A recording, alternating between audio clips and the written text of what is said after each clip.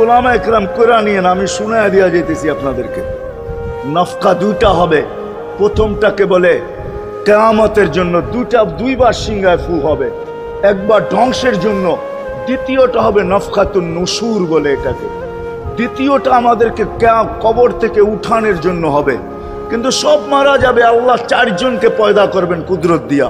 জিবরিল, মিকাইল, ইসরাফিল, মালাকুল মউত, চারজনকে পয়দা করবেন। জিবরিল আলাইহিস সালাম কাঁদতে থাকবে, তিনজন জিজ্ঞাসা করবে কাঁদো কেন?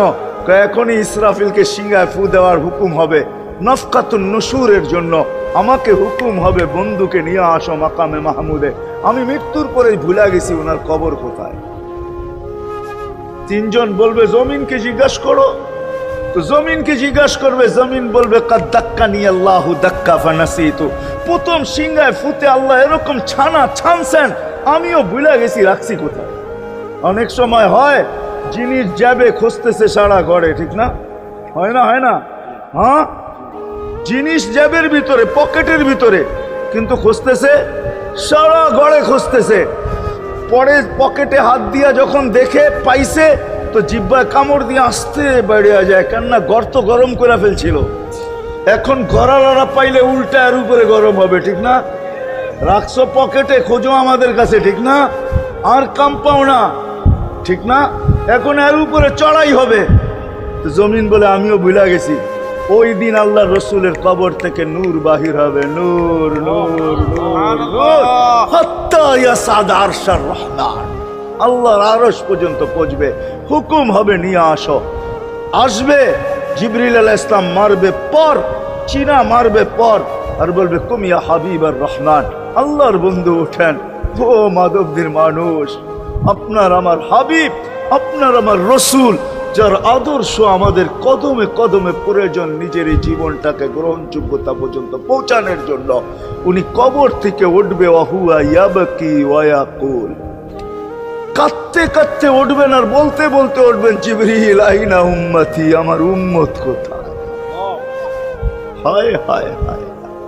আসেন আজকে এই সিরত কনফারেন্স থেকে আমি তো আপনাদেরকে বুঝাইতেছি, আমার মন চায় জিনদেরকেও বুঝাই, ওদেরকে পাইলে ওদেরকে পায়ে ধরা বুঝাইতাম। জিন ইনসানকে বলতেছি, আসেন আজকে এই মজমার থেকে নবীর আদর্শ শিখেন।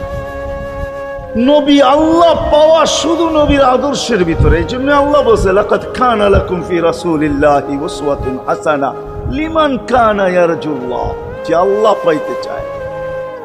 বল আগের আয়াত কি? বল